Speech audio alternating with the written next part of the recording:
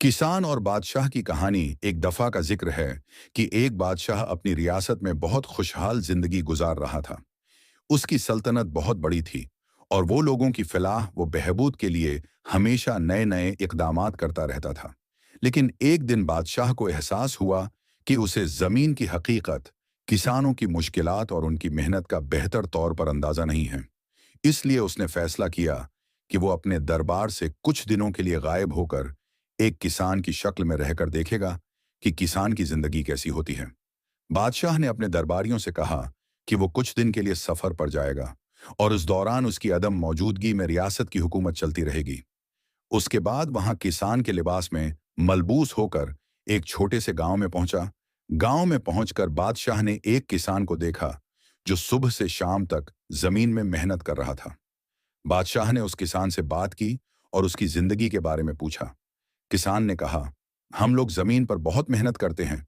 सुबह सवेरे उठकर खेतों में काम करते हैं और शाम को थककर घर वापस आते हैं। हमारी जिंदगी का बेशतर हिस्सा है जमीन के साथ जड़ा होता है, लेकिन हमें कभी भी आराम या खुशी की फुर्सत नहीं मिलती।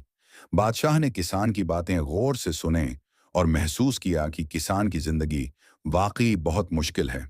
उसने फैसला किया कि वो किसान की मदद करेगा और उसके लिए कुछ बेहतर इकदामात करेगा।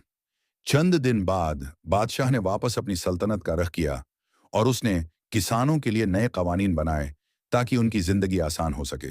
उसने किसानों की मेहनत का एतराफ करते हुए उनके लिए जमीन की किरायादारी में कमी की और उनकी फसलों के लिए पानी की सहूलत भी फराहम की। ये कहानी हमें ये सिखाती है कि जो लोग हमारी रोजमर्रा की जिंदगी में मेहनत करते हैं, जैसे किसान, उनकी कदर करनी चाहिए और उनकी हालत बेहतर बनाने के लिए इक़दामात किए जाने चाह।